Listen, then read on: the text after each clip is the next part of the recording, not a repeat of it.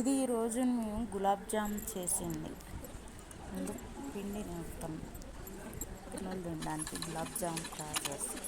పిండి అంత మెత్తగా కలిపితే మంచిగా కలిపితే గులాబ్ జామ్ అంత గుల్లగా వస్తాయి.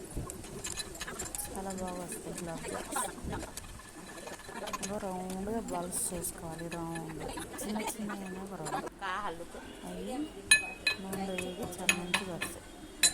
కొద్ది పిండి అయినా చాలా ఎక్కువగా ఉంటుంది. అంత రౌండ్గా చాలు. రౌండ్గా మంచిగా రావాలి. గుండ్రంగా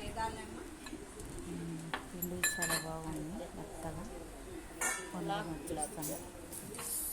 తొందరగా రౌండ్ చాలా గుండ్రంగా నిదానంగా చేయాలి. పగులు రాకుండా వేపేటప్పుడు ఏంటంటే పగులు వచ్చేస్తాయి. గులాబ్ జామున్ ఫ్రెండ్స్ నూనె డీప్ ఫ్రై చేయాలి. ఆయిల్ మంచిగా కాగినాక సిమ్లో పెట్టుకొని వేయించుకోవాలి. ఎర్రగా కాలాలి. సిమ్లో పెట్టేసి వేయించుకోవాలి.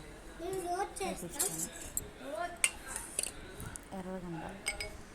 ఎంత ఎర్రగా ఉంటే అంత టేస్ట్ ఉంటుంది. లేకపోతే లోపల పచ్చి మంచిగా ఉంటుంది.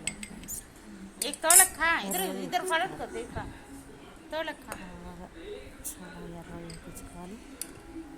ఇంకా చూపించిన కలర్ ఇంకా దానికంటే ఇంకా ఎర్రగానే ఉండాలి. దాంట్లో ఇలాచీ పౌడర్ వేయడం మర్చిపోయాను. ఇలాచీ పౌడర్ని నూరుతున్నా. పాకంలో ఇలాచీ పౌడర్ని వేస్తున్నా.